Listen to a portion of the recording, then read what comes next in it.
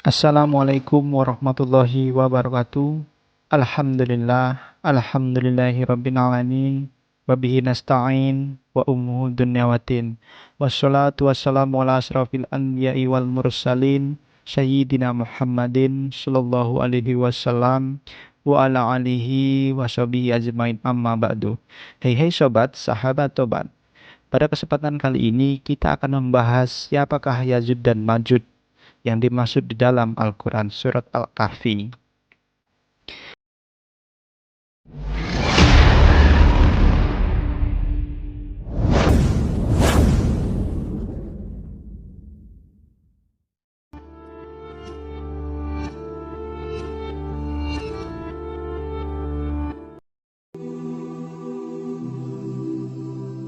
Siapakah Ya'juj dan Ma'juj?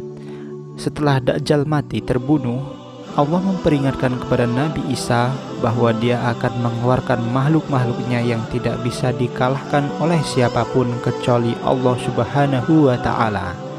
Oleh karena itu, Allah memerintahkan kepada Nabi Isa untuk mengajak para pengikutnya ke daerah yang lebih tinggi, tempatnya di Gunung Tur. Makhluk yang dimaksud itu adalah Ya'juj dan Ma'juj. Lalu, siapakah Ya'juj dan Ma'juj itu?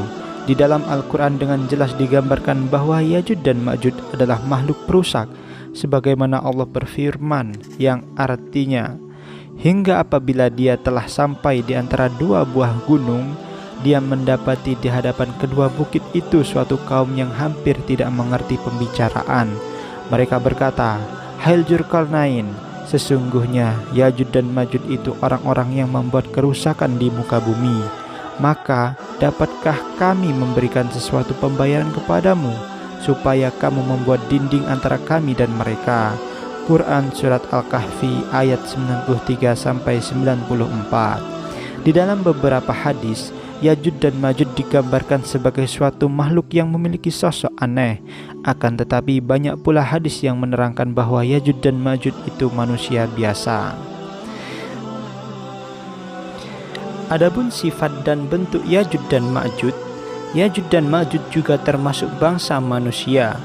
Ada yang mengatakan mereka berasal dari Turki, tepatnya keturunan dari Sanaf bin Yafits bin Nuh alaihi salam. Namun begitu, sifat Ya'juj dan Ma'juj berbeda dengan manusia biasa. Ada 3 macam sifat Ya'juj dan Ma'juj. Yang pertama, ada yang bentuknya seperti lebah yang tingginya 120 hasta. Yang kedua, ada yang telinganya berbentuk persegi 4 dan sangat lebar. Jika tidur, telinga yang satu digunakan untuk selimut dan yang satu lagi digunakan sebagai alas. Yang ketiga, ada yang tingginya kurang lebih 1 jengkal. Dalam buku Fafiru Ilallah diceritakan bahwa Imam Al-Qurtubi dari Arto'ah bin Al-Mundir, ia berkata, Ya'juj dan Ma'juj itu memiliki 3 bagian yang berbeda. Sepertiga seperti panjangnya Al-Arzi, yaitu pohon yang besar. Sepertiga lagi seperti segi 4 yang panjang dan luas. Dan yang sepertiganya lagi membentangkan telinganya dan menyelimuti yang lainnya. Kemudian disebutkan riwayat dari Ali radhiyallahu anhu bahwa sebagian mereka, Ya'juj dan Ma'juj itu panjang jengkalnya 1 jengkal. Mereka mempunyai kuku yang panjang dan bisa berganti-ganti seperti halnya binatang buas yang dapat menerkam mangsanya dalam kegelapan, serta dapat menggaum layaknya harimau. Mereka dapat merasakan panas dan dingin.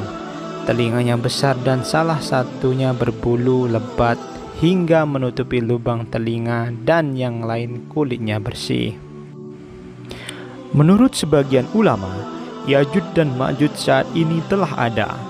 Menurut Musa, pada saat ini Ya'juj dan Ma'juj masih bertempat di dalam jurang yang lebarnya 150 hasta. Jurang tersebut diapit oleh Gunung Amlas dan Gunung Munqati. Gunung Amlas merupakan gunung yang tidak bisa dilewati oleh manusia karena sangat licin.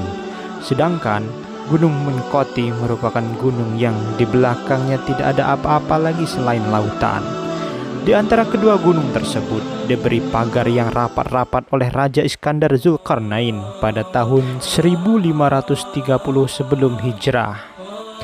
Pagar tersebut dibuat dari besi yang dilapisi dengan cairan tembaga.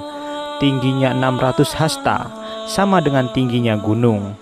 Lebarnya kurang lebih 300 hasta dan panjangnya sama jarak antara kedua gunung tersebut, yaitu sekitar 100 pos. Pagar tersebut setiap hari sampai hari ini terus digerogoti oleh Yajud dan Ma'jud. Namun, mereka tidak akan dapat menjebol pagar tersebut sebelum Nabi Isa alaihi salam turun.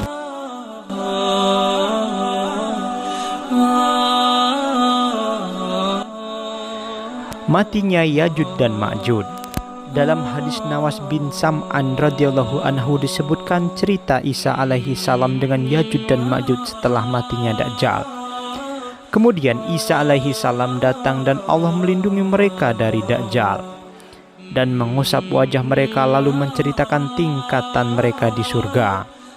Sementara dia dalam keadaan seperti itu, tiba-tiba Allah Ta'ala merintahkan Isa, "Kami, Allah, telah mengeluarkan hamba-hambaku yang tidak ada seorang pun yang mampu memerangi mereka.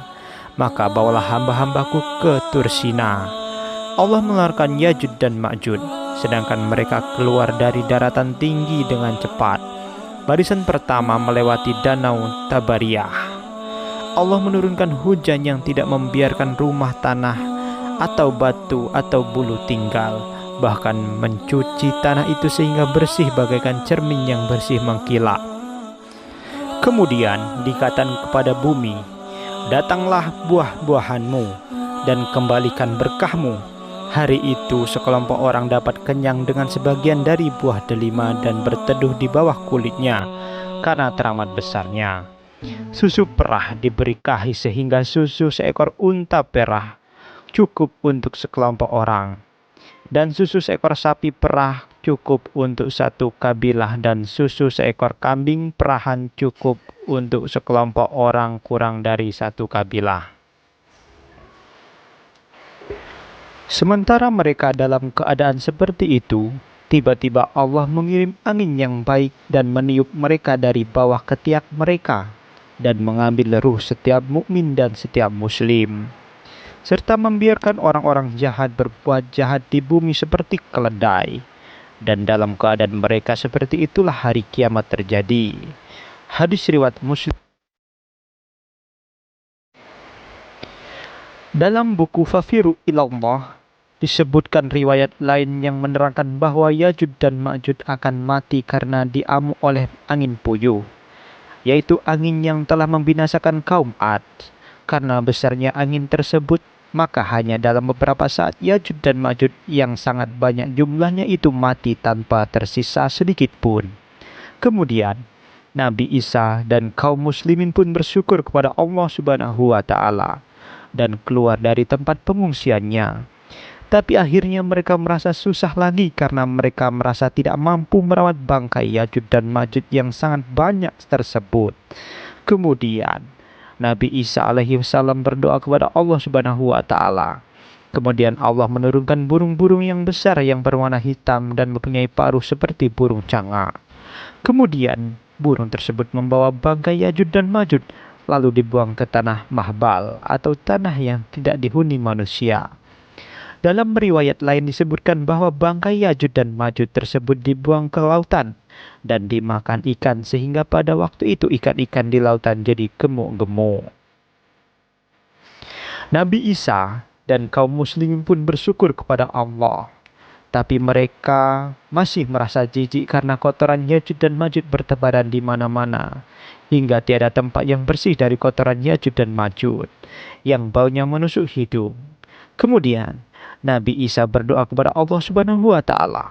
Allah pun menurunkan hujan yang deras untuk membersihkan kotoran Yajud dan Ma'jud.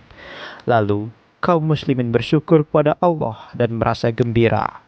Walaupun pada saat itu bau kotoran Yajud dan Ma'jud masih menusuk hidung dan baru hilang setelah 7 tahun.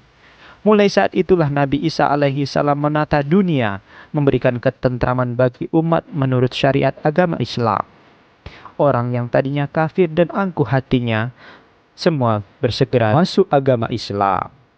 Sahabat-sahabat tobat yang beriman, patut kita sebagai umat muslim mempercayai dan mengimani apa yang telah disebutkan di dalam Al-Quran. Karena sejatinya di dalam Al-Quran adalah firman Allah yang nyata dan tidak terbantahkan satu kata pun. Demikianlah perjalanan atau matinya Ya'juj dan Ma'juj hingga nanti semua umat manusia akan mengalami hal tersebut.